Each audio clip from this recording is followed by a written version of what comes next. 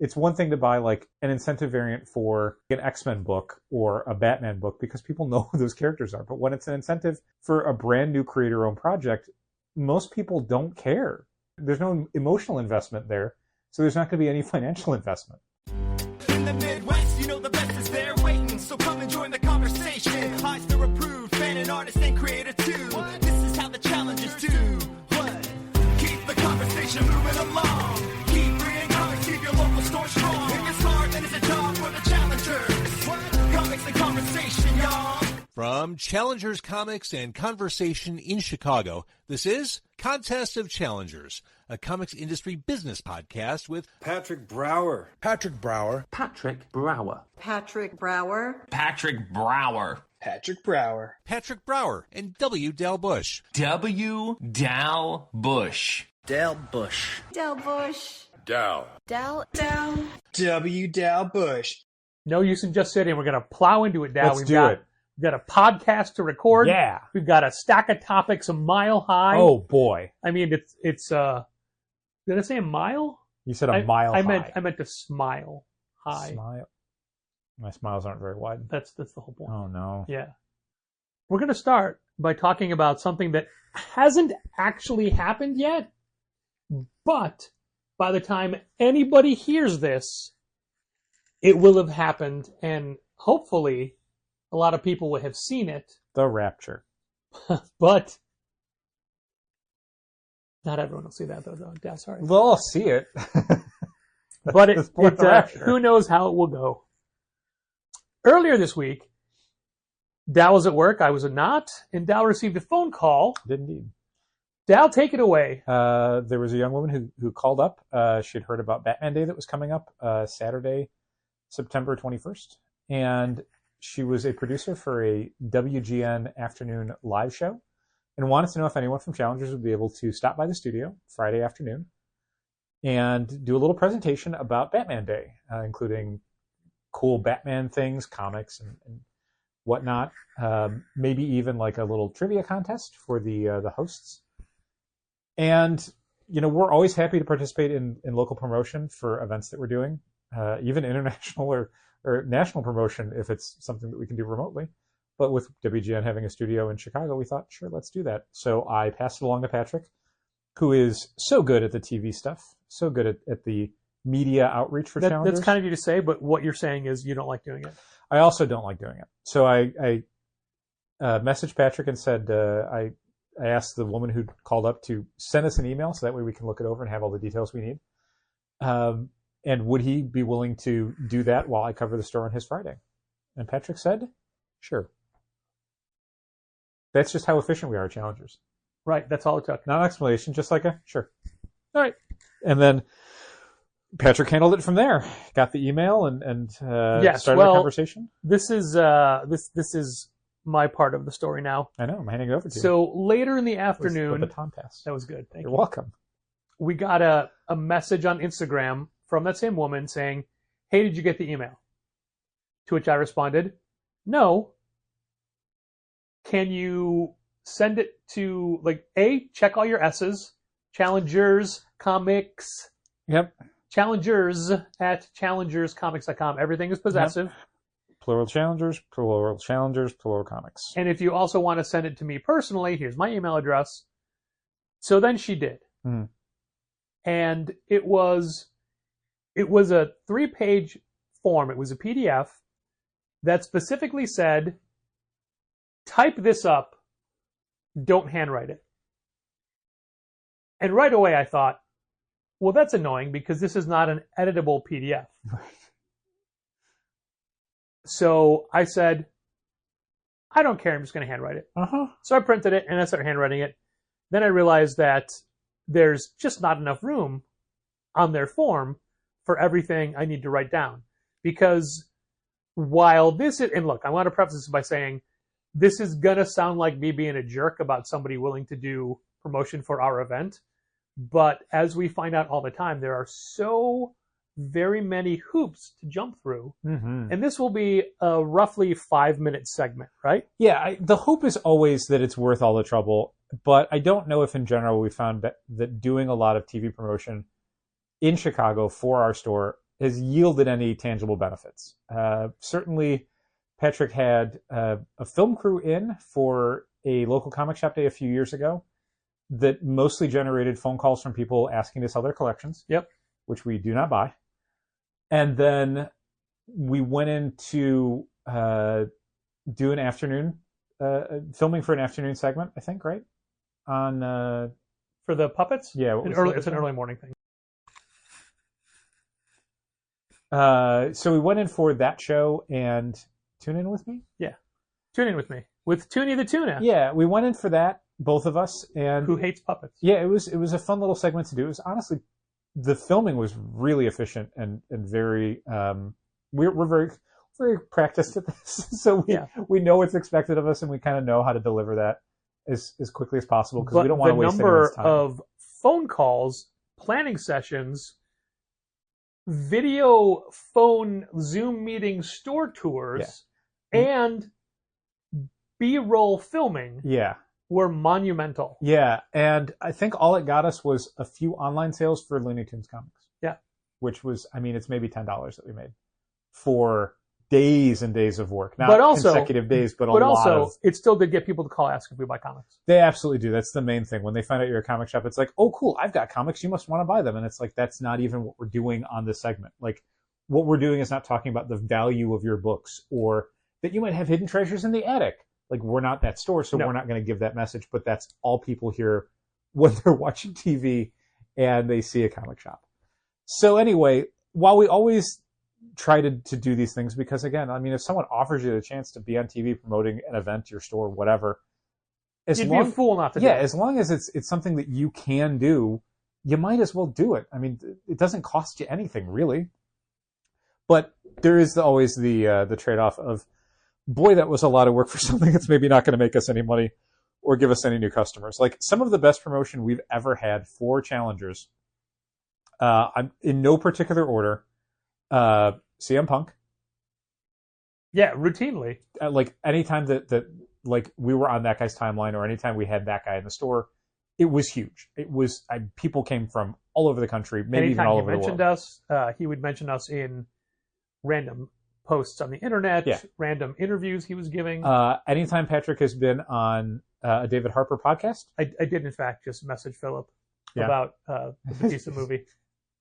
About, about the Killer's Game, which was very, very good. It was very good. I'd recommend people go see it in the theaters, but chances are by the time you hear this podcast, it's already out of theaters. But watch it on streaming in probably a week.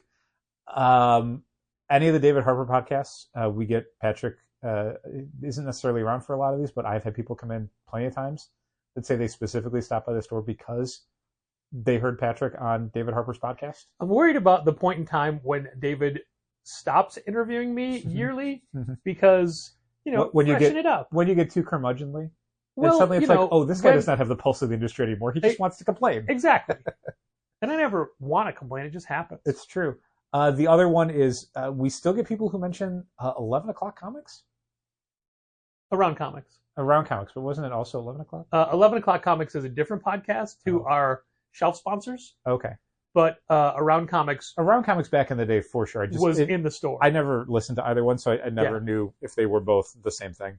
And like maybe some people from one podcast created another podcast. But regardless, we've had older fans come in and mention that they'd heard about us on Around Comics and made time for us that way. So weirdly, those are the promotions that have generated the most quantifiable revenue for us, while a lot of other things, it's like, boy, that didn't amount for anything.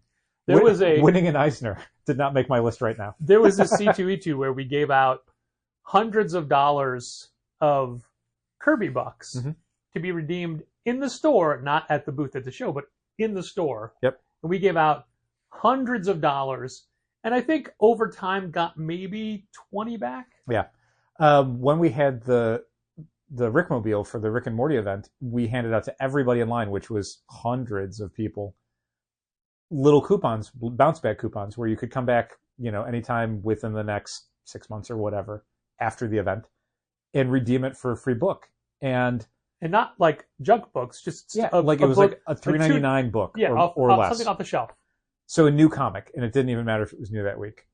Most of them we found on the ground after the event where people were handed them and then basically just dropped them wherever they felt like along Western Avenue. But then we also got a few back, and a chunk of them were people who just came in, got their free book, left, and we never saw them again. So it wasn't even like the hope of a bounce back coupon where either A, they become a recurring customer, or B, they at least spend more than the free product when they come back. Most of this didn't happen. Which is the hope for Batman Day in itself. People don't just get the free books. Right. Although, we've talked about it in regards to something like Free Comic Book Day. We've long since given up on the idea of Free Comic Book Day being like a window into comics for people, in the sense of like, they're going to pick up a free X-Men comic and be like, I got to sign up for these books. Most of them don't. If they ever even read the books, they don't think of them as something that they would buy more of. They just think of them as a free book. They got one day out of the year. Yeah, but we just hope that people spend money that day. Right. And that's, honestly, I think of Batman Day the same way, where I can't imagine people are going to pick up, Wayne Family Adventures and be like, I got to start getting Wayne Family Adventures graphic novels, or I got to sign up for Batman the Last Halloween, or whatever. And there's always a fear when we do some sort of outreach like this, where we're going to reach a whole bunch of people we don't normally do, that we have dramatically under-ordered the free giveaway books. But then every year that I think that, we have a ton left over. I guarantee you, if you wanted to just go back in the back hallway, you could find other free comics. Not Batman ones necessarily, but you could find other free books. I'm going to pull all those out for Batman Day to begin with. Sure. There's probably some DC free giveaway that had Batman in it. Sure. We still have a ton of those little Catwoman ones, I think. There you go. Perfect. So I have this 3-page form to fill out, and as I'm filling it out, I realize it's not enough room. So I scrap what I'm writing by hand. I pull the forms into Photoshop. I erase all of the things I'm not going to use to give me all this extra space on these pages. Because it's a lot of, like, they need to know, for a casual, off-the-cuff conversation, they need to know exactly what you're going to say. Yeah, one of the things she told me on the first phone call was that they wanted to prepare graphics and stuff. So they would need to know kind of what the graphics need to say. Like, if you're doing trivia questions, what are the questions and answers? Like, what are the products they're going to have? Like, how are they going to have graphics for everything? Okay, that's good. That's good to know, because while I gave them trivia questions, I don't remember them word for word, nor remember they had to be multiple choice. Right. So I had to talk a little bit about the store, talk a little bit about Batman Day. She did specifically ask for 5 multiple choice trivia questions. So I filled those out. I think that was most of it. The answer to each one is justice. Sent him a logo. Did all that. Took care of that. Took me a little longer than I wanted it to be. It's fine. Sent all that in. She gets back, I think, I don't know, the next day, or maybe later that day or the next day, saying, trivia questions are great and all, but we want you to talk more about the store. Okay, but you specifically asked for these trivia questions. Yeah. Here are my trivia questions, and I don't remember the order. Okay. So I don't, I'll just... Who is Batman? Bruce Wayne, Dick Grayson, John Paul Valley, Commissioner Gordon. Patrick, these are trick questions. You son of a bitch. It's not a trick question. It's all 4 of them. No, who is Batman? Not who was Batman. Well, I guess Bruce Wayne. So the answer is Bruce Wayne, but all of them have been Batman. Sure. Who is Batman? So the problem with your trick question, though, is I think most people are just going to say, oh, it's Bruce Wayne. Yeah, but I'll get to talk. I'll get to do a follow-up. Then you'll get to be like, all 4 of them were Batman. The answer I say, it says answer A or whatever, A, parentheses, but all of them have been Batman. Okay. Question B. Who is Robin? That is a question. Question B is, who's Batman's sidekick? Nightwing, Red Hood, The Signal, Bluebird, Robin. Wow, 5 choices. Okay. Same answer. I mean, some of them weren't really his sidekick, though, when they were in those identities. Okay. Who is Robin? Who is Robin? I mean, that's a tough one right now. Right. It's technically Tim Drake and Damian Wayne, depending on the book you're reading. Yeah, right. Is he Red Robin? Is Tim Drake Red Robin, or no, is he's just Robin again? No, he's just Robin again. Right. At least in the Chip Zdarsky stuff, he was just Robin. Well, the answer, of course, is Damian Wayne. I'll accept it. Who are the other choices? Tim Drake, Dick Grayson, Jason Todd, Carrie Kelly. I didn't use Carrie Kelly because I wasn't using alternate Stephanie realities. Brown. Stephanie Brown. Okay. Had to get Stephanie Brown in there. Good for you. What was the first appearance of Batman in a comic book? Batman #1, Sensation Comics #8, Adventure Comics 100, Detective 27. Okay. That's a good one. I mean, having Batman #1 and Detective 27. That's a nice, yeah. It's a good trick one. Yeah. And my favorite. Why is Batman? Why did Batman choose a bat as his icon? #1, he was always scared of bats as a kid. I guess choice A. Mm-hmm. Always scared of bats as a kid. 2, fell into a cave full of bats as a kid. Mm-hmm.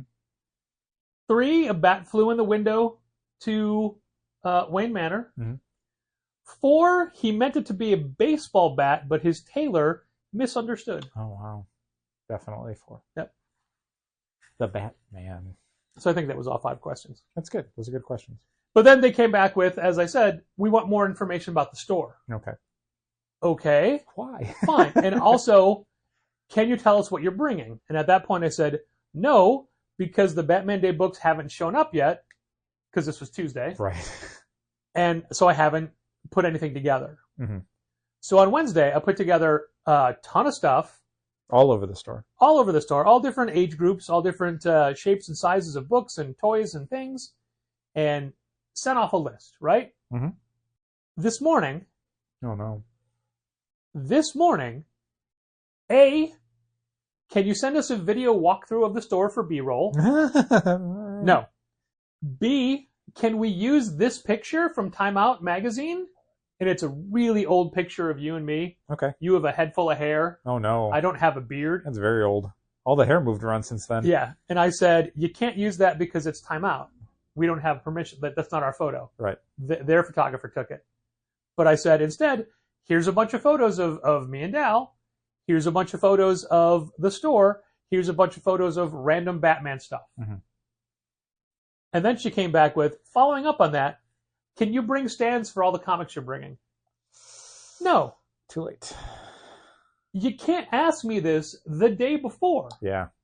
I mean, this whole thing has been very accelerated, and I think we've done great, you specifically, in trying to accommodate this request. This was not something that, like, the tune-in stuff came in like months in advance before, and honestly had changed substantially because it was originally supposed to be filmed at the store as a remote, and then they were like, no, come to the studio.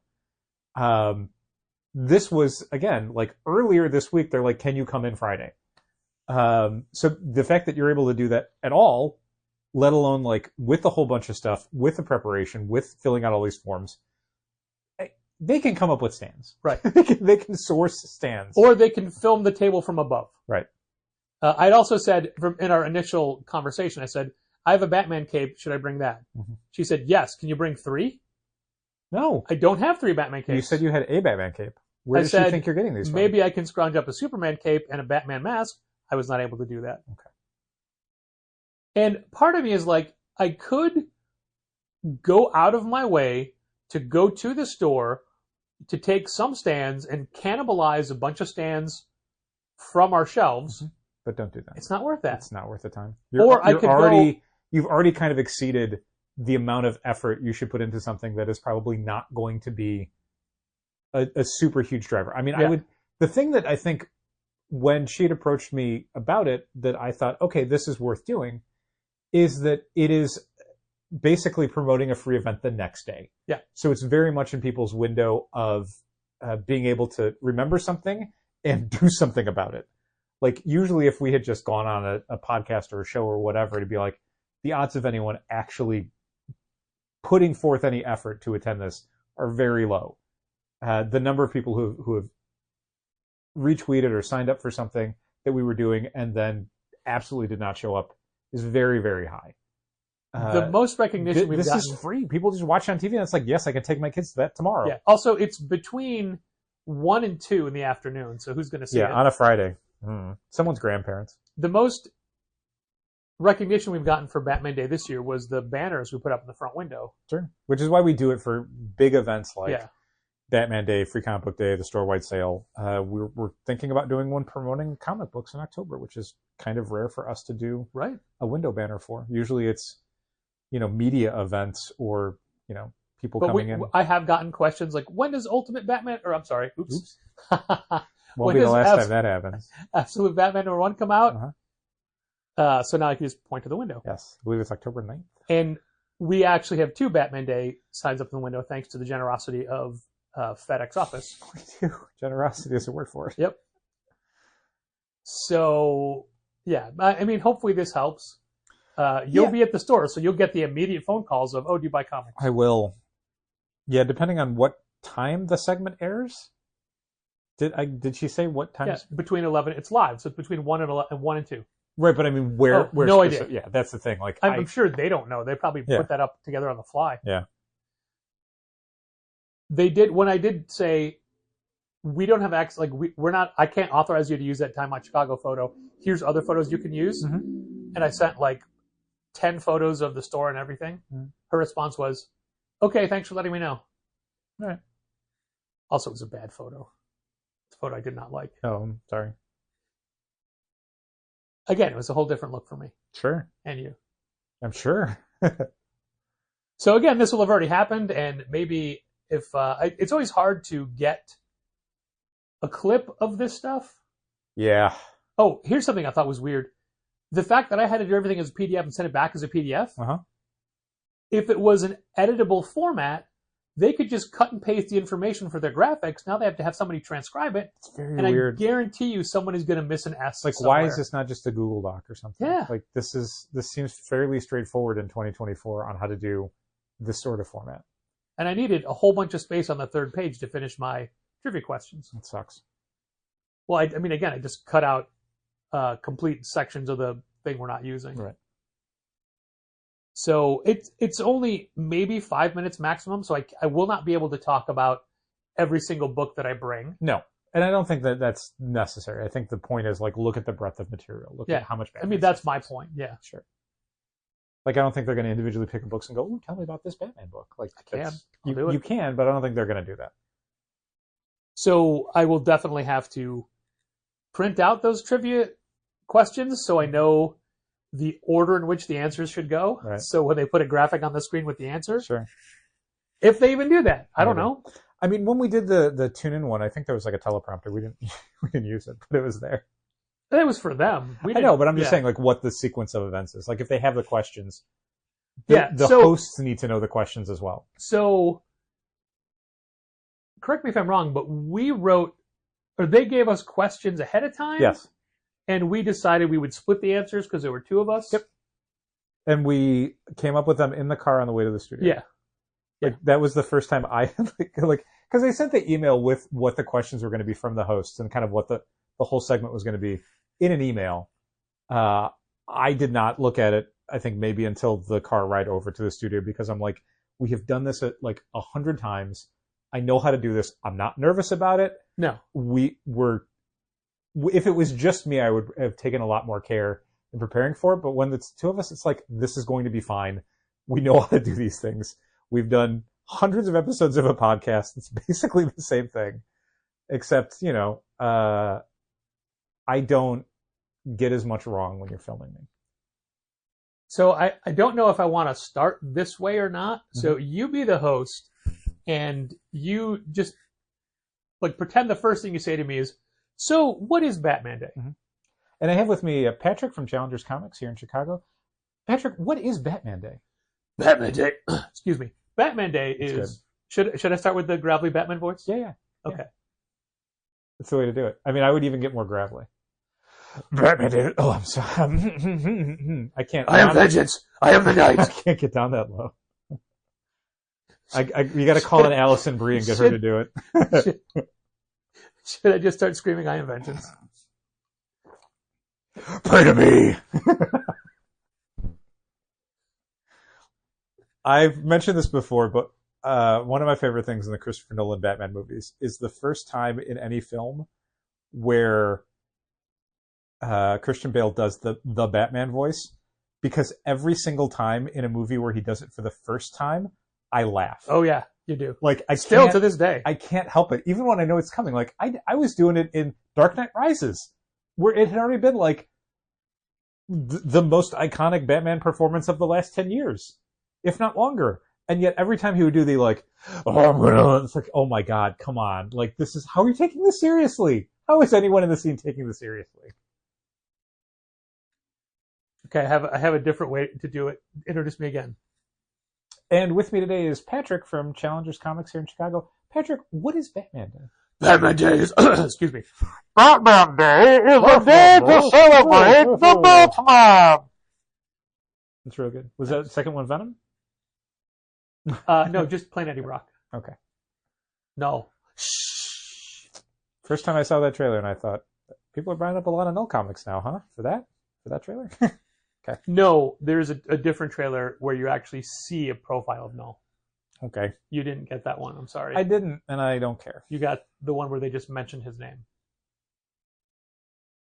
So yeah, I will. It's really neck and neck to see which of the two movies I care least about this year. If it's Joker 2 or Venom 3. I mean, it's Joker 2 for me. I don't but care I also about don't both care of about them in Venom. very different ways. It's always hard to get an actual clip of these things. Yeah. So like what I did for Tune In With Me was wait until they put it on their socials and just screen cap it off my phone. Sure. I don't know if anybody. I will, because I have to get there half an hour before the show even starts. Right. Also, one of their things is, come makeup ready. We don't have the makeup department. Okay. Fine. So I assume in the half hour I have to kill before the show even starts, I'll post something like, hey, I'm going to be on WGN in a half hour or whatever. Like take a picture backstage or something. Yeah. Like a little live video or something like that. Yeah. Yeah, it's always fun to be asked. Yeah, it's a nice compliment. I will reiterate to these people that if they ever have any comic-themed questions or topics or whatever, let us know. We are fairly knowledgeable about these things. Yeah, I mean, not only do you know about Batman, but you know about the Joker and you're a musician. So if they need someone to come back for that Joker musical, sure. I mean, you're the guy. You would, again, have to do the makeup ahead of time, all the Joker makeup. Yeah, because they can't do it for me. They can't. They don't have a makeup department. Yeah. So that'll be tomorrow, or as you're listening to this, yesterday, the day before, or the distant past. I hope it went well, Patrick. Thanks. Just like I'm sure Batman Day will as well. I hope that goes well. Got a lot of setup to do tomorrow night for Batman Day. Sorry, man. I can try and do some of it ahead of time if you need me to. I mean, we'll 4 see. hours. I got other stuff to work on, so if you don't want me to do that, I can work on other stuff. No, fine. I'll do it toward the other day. But not only do we need tables for Alex Rosado and Damon Hampton, but the League of Enchantment. Man, why does it sound wrong when I say enchantment? Because you have a tough time saying enchantment. The League of I can say enchantment. It just doesn't sound like it feels right. Enchantment. The League of Entrapment. What? The League of Assassins is setting up at Challengers to. Oh no, they want a table as well to promote what they do. That makes sense. Yeah, absolutely. That's the least we can do. Happy to do it. You're right. Least we can do. So they'll 3 tables, move all the drama stuff out down, block the back issues, blah blah blah. Where do you put the free books on Batman Day? Do you leave them on front counter? Yeah. People when they come in? Because there's so few of them. Sure. Only 3 varieties this year. Yeah. Which is, I mean, that's standard. That's fine. I think there's like a good all ages one. There's and then 2 for current books. The Last Halloween prequel, and then the Joker of the World individual. Like a few short stories. The prequel is one you have to buy. Oh, this is a preview issue one? Yeah. I don't look at it. So we're also doing a 20% off of Batman comics and graphic novels. But I feel like what I'm going to stick it with is that it has to have Batman in the title. Good. Fine. Or Joker. Okay. Not just, hey, Batman's in this comic. So what about a Nightwing graphic novel? No. Okay. What's it called? No, I'm just curious. I'm not making a case for it. No, I would say no. Okay. Especially since Batman is barely in Nightwing. Depends on the issue. But I mean, Last issue, over the run. Although the last issue Batman wasn't in it, but Bruce Wayne was. Yeah, Nightwing's in it. It's not a Bruce Wayne sale, that's true. So it's got to like, there's plenty of Batman books. Don't get me wrong. Plenty of Batman books. Yeah. To choose from. Absolutely. But it's DC does not cut it short on Batman products. Yeah. And that includes single issue comics, graphic novels. Why am I pitching it? It's over. Yeah. It already happened. You know what isn't over? My segue wasn't even working right. Something that we're working on that we haven't done yet was we talked about last episode. I always want to say last week, but I think last episode sounds better. Mm-hmm. Last episode, how we have a nonfiction section now. Yes. And one of the things that we wanted to do was to take our manga section and break it down into genres. I want to break it down into categories. Yeah, because currently it's just an alphabetical section of manga, and one of the problems we've had, I think I've had mentally, is that there's a period where we did not break manga out into its own section. We put it in the genres of everything else. So different manga graphic novels might go in superhero, like My Hero Academia, or they might go in horror, like all the Junji Ito stuff. But the problem with that is that that's not how that audience really consumes it. There is a manga audience, and they only want manga. They don't want to look at graphic novels. They don't want to look at stuff by other publishers or from other countries. They just want manga. So to them, manga kind of is a genre.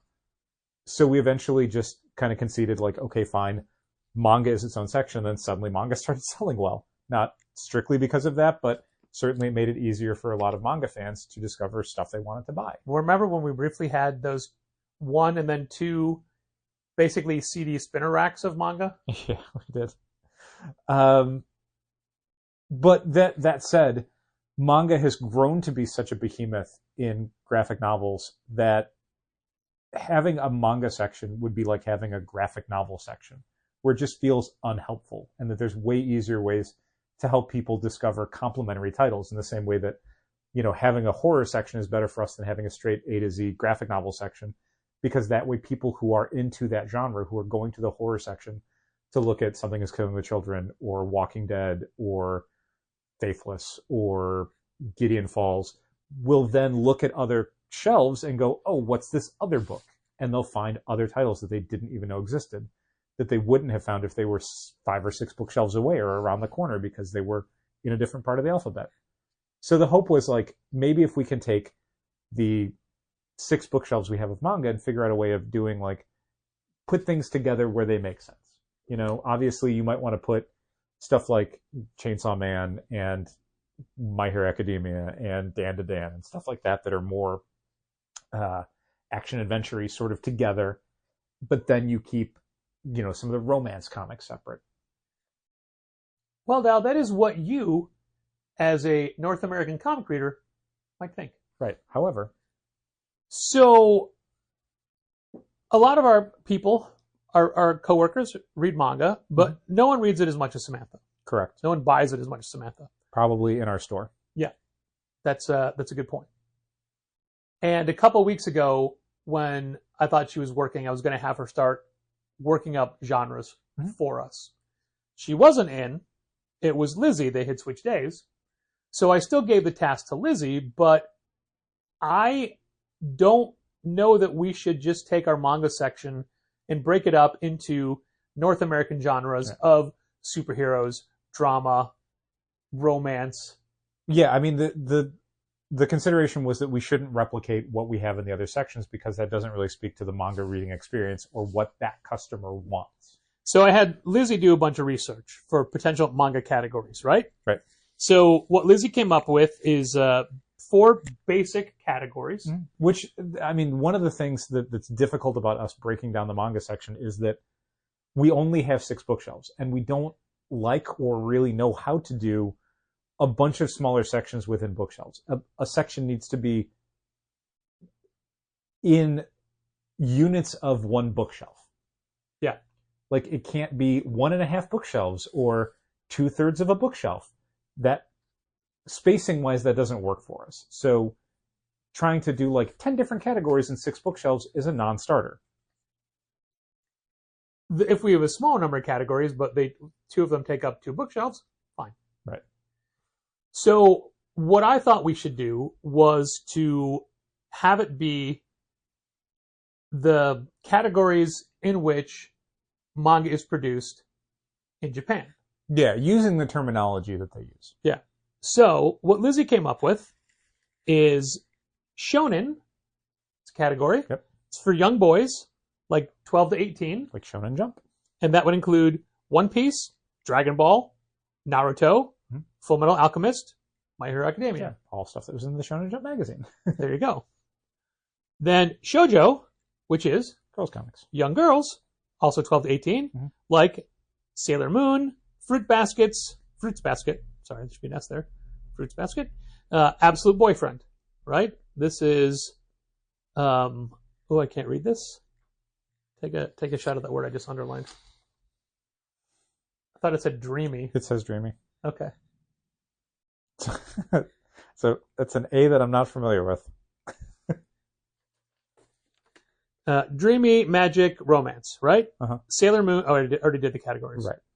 Or Yeah. the corresponding books. I'd like to show you how many things she'd scribbled out from, because she'd spent some time on this, and I appreciate it. I'm glad.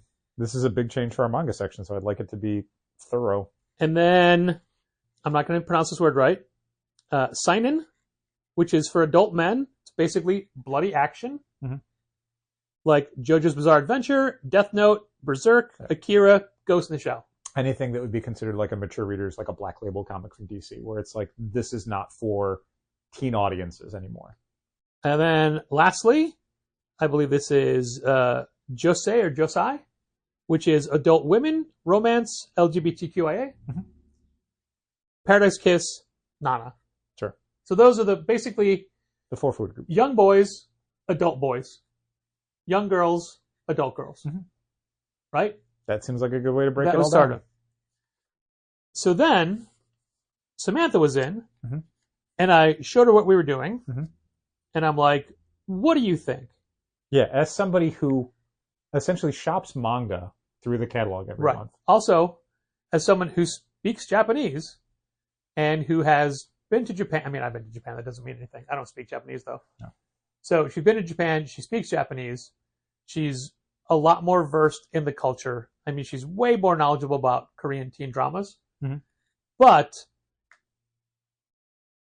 Samantha says that the way that manga stores are laid out in Japan, mm-hmm. they're not broken down by subject. Mm-hmm. They're broken down by the reader. Yeah, which essentially is what this is. Yeah. So, like, each of those categories has a few books that you can point to and go, oh, that kind of thing. But, like, Tokyo these days and Berserk are two vastly different genres, but you would put them both in, like, an adult male section. Theoretically. It's like Sidekicks is our younger reader's room. Mm-hmm. And while we don't have it specifically broken down, it is broken down into groups that we're aware of, and we know how to direct ourselves into it. Yeah, I mean, when I'm laying stuff out on the wall, there really is, I try to keep it to stuff that's sort of genre similar, but also... Which is over here.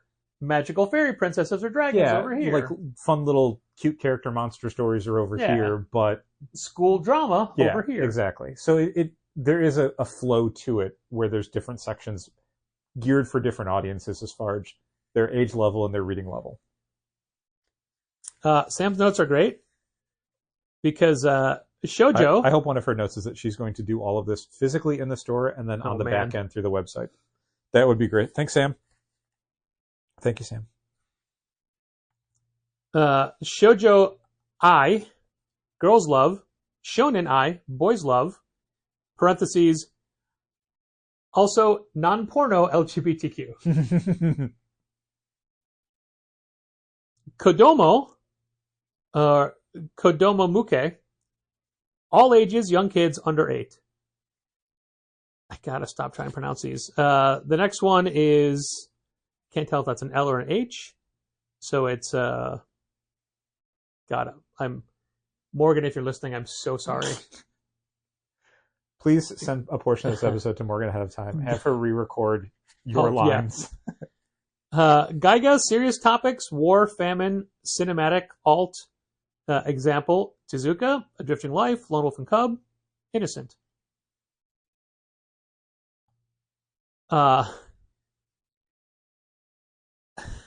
Isekai, A Different World. Right. I mean, that's a whole legit genre now. But people transported to another world. Yes.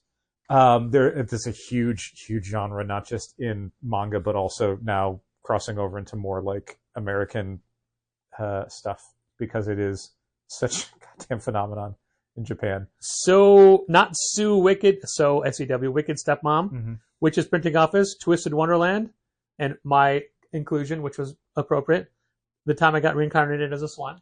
Yeah, a lot of the isekai stuff, like, there's a standard joke where, like, all of their titles are like, I was killed and reincarnated in the fantasy world, and I met 18 people, and those 18 people became my best friends, question mark, exclamation mark, exclamation mark, exclamation mark. And it's like, everything is like a 1 to 2 sentence description of the entire premise of the book. And that's the title. I was reincarnated as a vending machine in hell. Uh-huh. Things like that. Yeah, were there more? Is it? No, Okay. those are her 4. I appreciate Samantha giving it significantly more detail Her and a lot 5. more cultural authenticity. However, also, Izakaya Mita was a great, it's gone now, but it was and it was spelled differently. a Japanese While I restaurant appreciate around the Samantha corner. doing all of this, it gets back to my original point of, like, these are I wouldn't say niche genres or niche categories, but for our selection of graphic novels, we would not have enough books for a lot of these sections to fill them in a way that would not look half empty. So I asked her, I said, okay, you are a consumer in a manga bookstore. How do you want it laid out? Mm-hmm. And she's like, oh, well, I'm a lazy American. I want it genre-based. Yeah.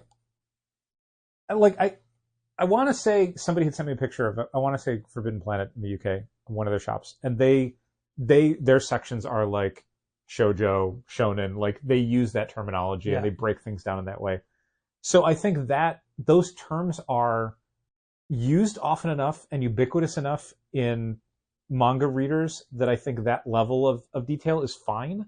Like the original 4 categories that Lizzie used. Anything beyond that is, again, either going to be something that we don't stock a lot of to begin with, or is something that we would have to spend a lot of time explaining to people in a way that we don't necessarily understand 100%. Yeah, one of my biggest problems with doing the books this way is my complete lack of knowledge of what subject matters books are. So if somebody comes up and says to me, hey, do you have Nana? Yeah.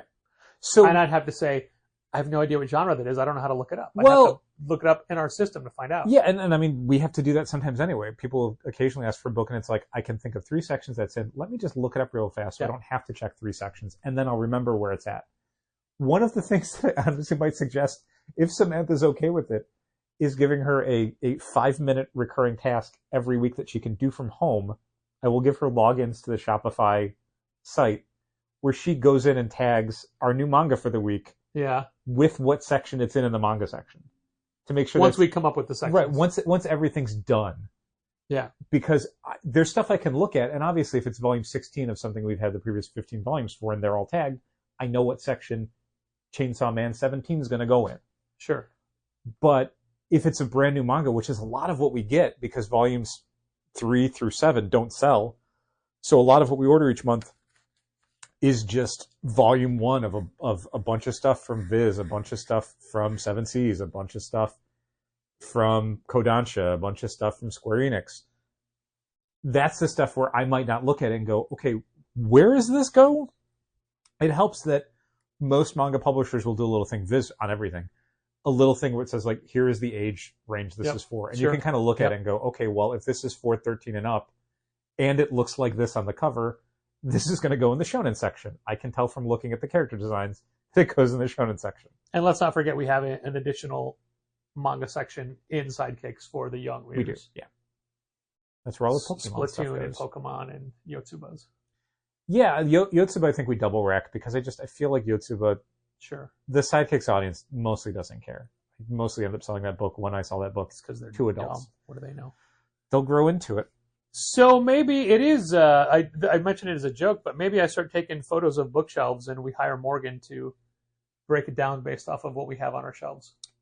Yeah, or again... And then Sam keeps doing the new stuff. Or I can export a list of everything we have in a CSV file, and then somebody, whoever, can go through that and just basically just tag each one, send it back to me, and then I will do the rest. Like literally just write in a column all the way at the end, shoujo, shonen, whatever. Yeah, sure. Love it. And then once that's done, we can then start rearranging everything. And then finding out, oh no, this doesn't work. This is 2 1/4 bookshelves. Yeah. This one is 1 1/3. Oh no, how do we do this?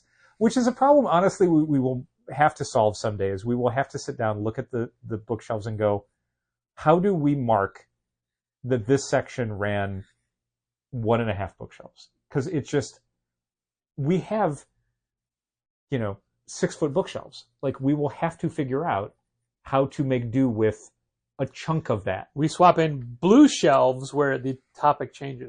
I honestly just think, they wouldn't fit, by the way. They're different size shelves. The white, the thick backers that we have, I don't know what material they are, like a plastic or something. I think you turn those sideways. Like a divider, like we used shine to have up on real the regular. good. No, and then you just slot that in, and you have a thing that says, in your candy ass. shoujo or whatever. Yeah, the way literally the way we used to have dividers for our graphic novels. I don't really remember back then, but yes. They were title dividers. It would say Batman. Yeah. But I think we can do that. Or maybe do you remember how much work we put into those? So anybody could just glance at the shelves and see, like, oh, this is where the Batman books are. I don't. Well, because no one ever could use it properly. Correct. You'd still get so many, where's Batman? Mm-hmm. But we spent a lot of time making those double-sided horizontal dividers. That might be the backup plan. Or maybe we take those and, I don't know, we could do something else. Like, I don't love the idea of them shooting off the bookshelf. Right. So we might have to do something else. I don't know. I think that's a viable option, just doing a thing where it's like the manga section is these 4 things over 6 bookshelves. Yeah. Each one is not its own bookshelf. We're not going to do like a shonen sign at the top necessarily. I mean, if it lines up, it lines up. If it doesn't, it doesn't. But I think working towards that, because there have been times where one section is completely jammed and then another section is like each shelf is 2/3 full because we're trying to say, this is a bookshelf of this genre. Right. But I still think it's worthwhile putting the sign, like it'll say manga, then we give a separate sign that says, where each section starts. Yeah. I think so you can just glance at the shelf and see what that is. I think it's definitely possible. But I mean, step 1 is recategorizing everything we have for those 4 main sections and then figuring out, and then like once that's done, once it's tagged, then it should be pretty fast to just break everything out. I could probably just do that some day that we don't have a delivery. Sure. I even suggested to Samantha we could do like a one night task with it once we have everything broken down. Yeah. I think it's definitely a good idea. And I mean, certainly we know a few people who are huge manga fans, and if they'd be willing to help us out, that would be great. Let's just give it all to Chris to give to Lizette. Sure. I don't care. I'm sure she could. Any expert. I'm not gonna look at anybody who knows more about this than me and go, well, I don't know about that. You know who I don't know about? Lunar. What is up with Lunar, man? What is up with Lunar? So we talked a lot last week about how the previous week they didn't get us our books until Wednesday. Yep. So what happened this week, Dal? We got them on Tuesday. Right, but what did we get? We got... Lunar has had a problem with Image Comics the last couple weeks, where first it was Transformers number 12, where we were allocated our cover A's. I didn't think we were at first because we still got a bunch, but I forgot how high we were ordering for that book on cover A. Because that's a Daniel Warren Johnson cover. Yeah, and we sold, which kills me because I think the George Corona covers are great, and honestly, I'd maybe prefer them because he's drawing the inside of the book now. Sure. I think it's cool to get those covers. I think his Cliff Jumper cover was great. Anyway. Is that the full face one? It is. Anyway. The one that I accused of looking like you? You did. You're correct. Anyway. We got allocated on that. We're not getting replacement copies until 2 weeks after the issue comes out. Lunar had sent out a notification to all of their customers the previous week, letting them know that there were a huge problem where certain covers for new releases for the week of September 18th had not arrived to Lunar in time to get packed up and shipped out. Specifically, again, speaking of Daniel Warren Johnson, The Moon is Following Us was supposed to be released on September 18th, but stores who get through Lunar, and I assume through Diamond, because I can't think of Diamond, who gets their books from Lunar, somehow got a cover that Lunar customers didn't get. But those stores only got cover A for The Moon is Following Us this week. They did not get Daniel Warren Johnson's wraparound cover B, nor did they get any of the incentive variants. So that was great. And then Spawn Violator, stores only got cover C, the Todd McFarlane cover, not any of their cover A's or B's. And a bunch of other stuff like that. There were a whole bunch of Image books where we were notified in advance that we would just not be getting certain variants. And then Power Fantasy #2, stores were heavily allocated on their cover A's. Didn't notice we were allocated on cover B. I don't think we were. I don't think we were, no. So a lot of those we would not be getting until the week of the 25th. And that was, again, this is everybody. This isn't just stores in Chicago or random accounts. This was literally everybody. Like, Lunar sent it to everybody that they service. And that means that the week of the 25th is not only a massive week of new product, it's also an additionally massive week of books that are having certain covers or the remainder of their copies shipped the 25th. So that's happening. It was good they got us the information in enough time I that appreciate it. Our new release lists didn't have to be edited or changed or... That was my main complaint in a previous episode of the podcast, was the lack of transparency and the lack of communication. They corrected that. There's things I just can't be mad at them for. Like, there's things internally where it feels like things are slowing down, and I know that Lunar's been telling people that it's not their fault. So when it's made clear that like they are dealing with their own shit rolling downhill, then I can't really be mad at them. They're doing the best they can with the hand they were dealt. I get that. We're doing the same thing. It's when we don't find out what's going on that it's very easy for me to say, well, this is Lunar's fault, and then be mad at them about it. I would rather my ire be directed in the right direction. As a retailer, what would you prefer in that exact situation? That I'm not inconvenienced in any way. That was not one of the choices? I'm a retailer, Patrick. Fair. The choices are... Bruce Wayne. A. Jane Paul Valley. Bluebird. The way it happened, where they told you ahead of time and shipped out what they had. Uh-huh. Or B, they hold everything until we get every cover of each book. That's interesting. I would always prefer the first option, because that means that individual stores can decide what they do. There have been times that we've been heavily allocated on certain books, and we've not released anything we had until the remainder of the copies came in, because it would be so few people that would get anything that we just thought everyone will get it next week now. That's just how we'll do it. But that was our decision to make. If Lunar decided to hold everything until every customer could get every cover they ordered, we don't get to make that decision. And that sucks. I think it should be up to the individual store. And there were a lot of books where we got most of our covers, but not everything. But then there were some where we got 1 out of 5. Right. Yeah, we put out everything we had. Luckily, the covers that we received that were allocated, we weren't allocated in a way that we could not fill all subscriber orders. That's usually the threshold at which we'll say, we are not going to even pull this for anybody until next week. If we can't cover all of the pre-orders, we would rather just wait until they're all in. But if that means that fewer copies make it to the shelf, that's not as big a deal, because again, the remaining copies will be coming in a week. Yeah, if we're inconveniencing multiple subscribers, then we just inconvenience everybody. Right. But luckily that was not the case this time. Where the inconveniences were, which were minor, but they were annoying for me, was we pick 3 books to highlight each week on our new release mat, which is the list of the new releases that is A, on the front counter when you're checking out on the change mat, which is what the mat is called, but I've literally never put change on the mat. It's always in someone's hand.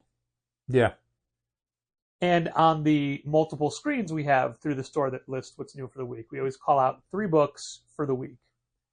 So one of them was the B cover to The Moon is Following Us, because that is a book we were going to have a lot of copies of that cover. Yeah. We'll be promoting it. That cover specifically, like, we ordered twice as many cover Bs by Dan Johnson than we did by the cover A by Riley Rossmo.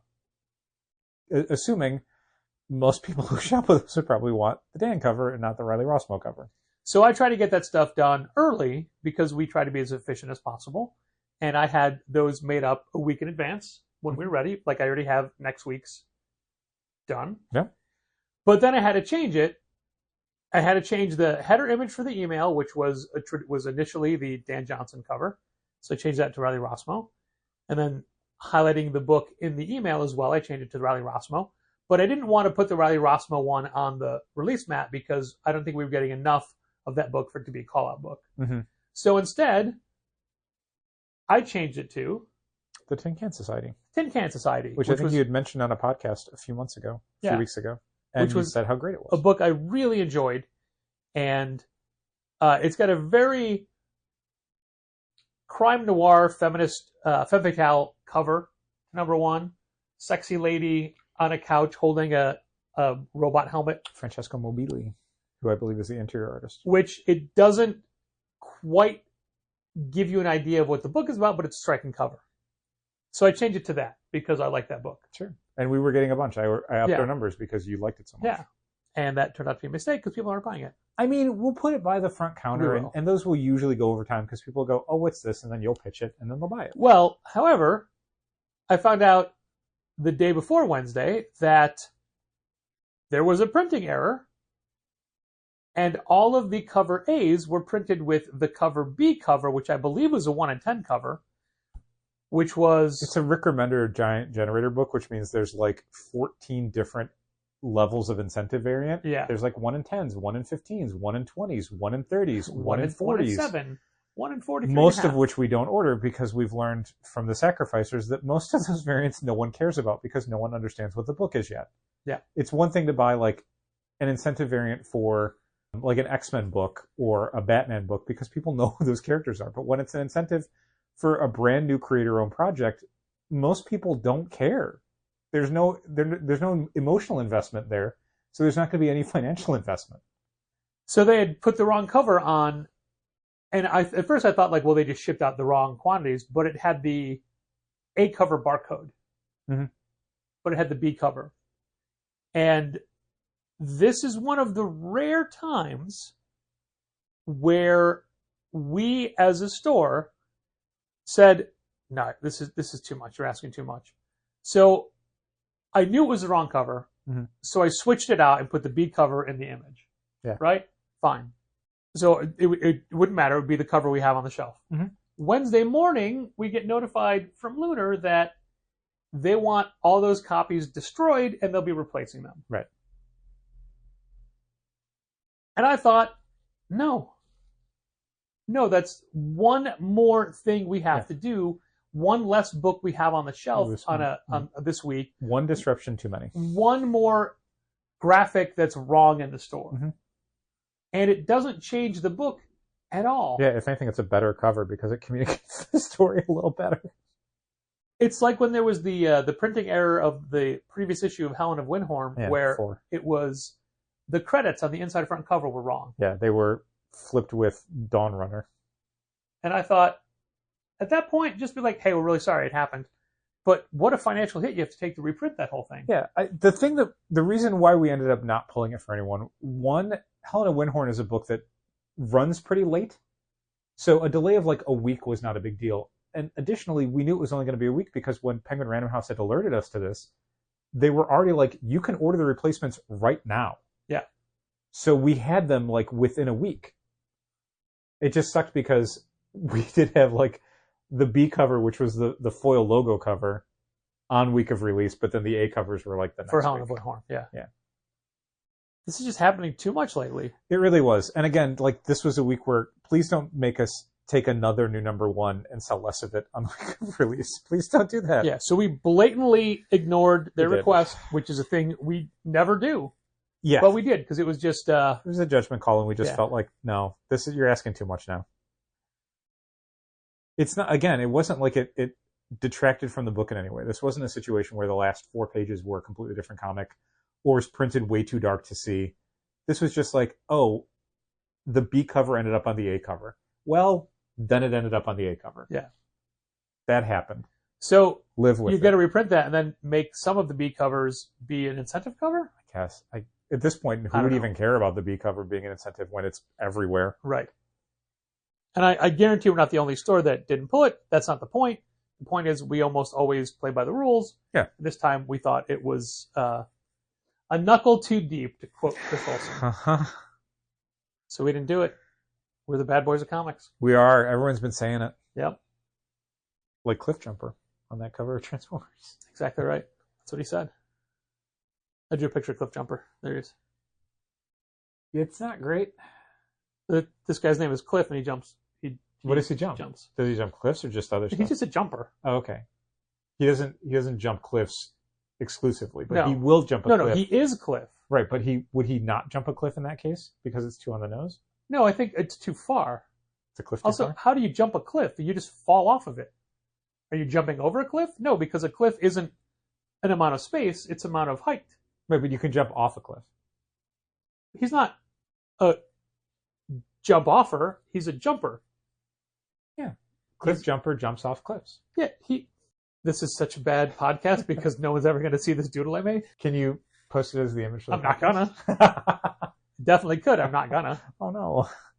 Dal, did you read anything this week? Any advanced PDFs? Any previews? Any upcoming books? I did indeed. I read Batman and Robin Year One from co-plotters Mark Waid and Chris Samnee, and writer Mark Waid and writer Chris Samnee, because that was what DC provided us this week, because this is not one of the FOC weeks for an absolute book.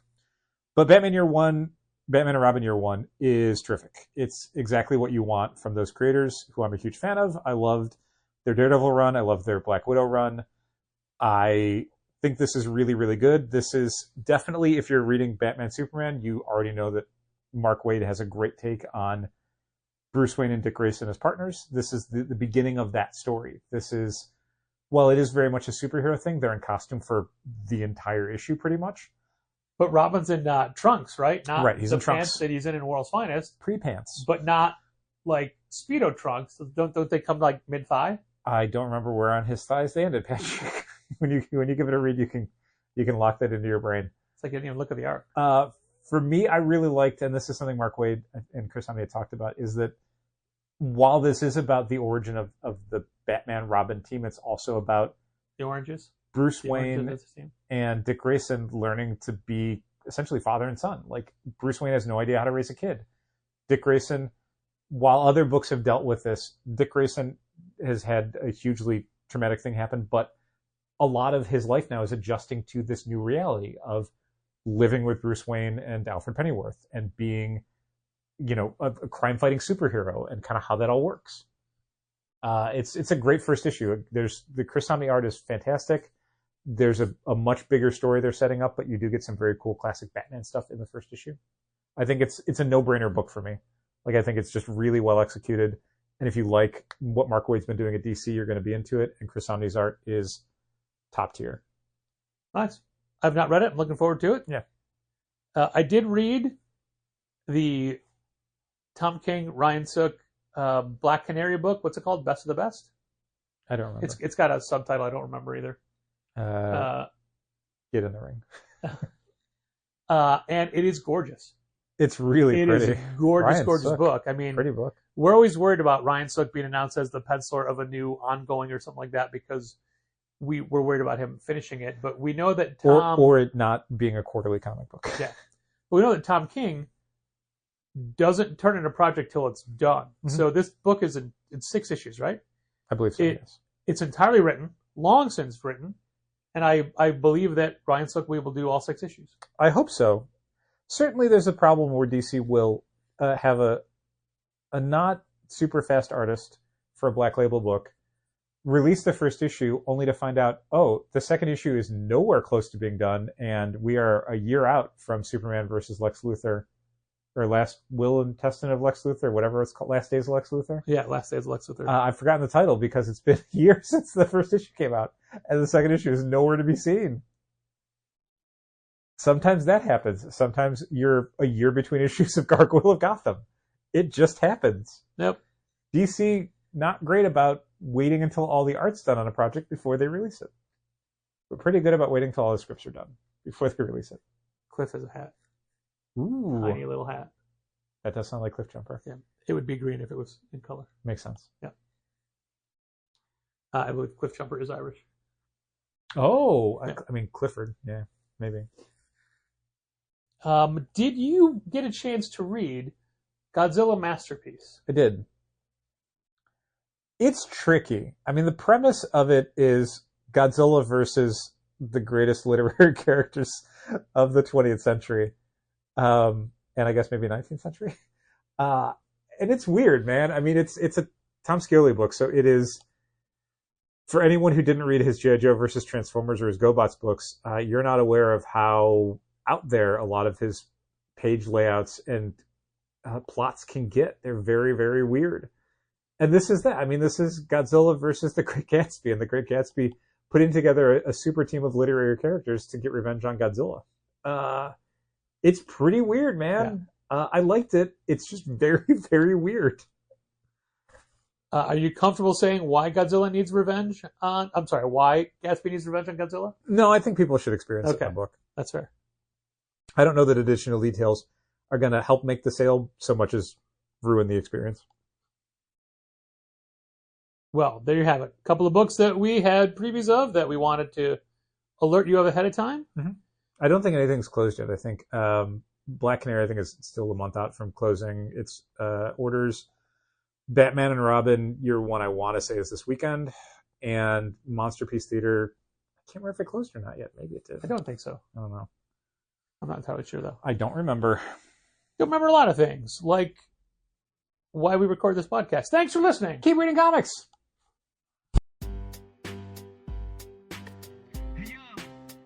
This has been Contest of Challengers. Thanks for listening. Keep reading comics. Challengers is located at 1845 Northwestern Avenue in the Bucktown neighborhood of Chicago. 773-278-0155. Keep up to date with new releases and events at challengerscomics.com. And help fund this podcast at patreon.com/challengers.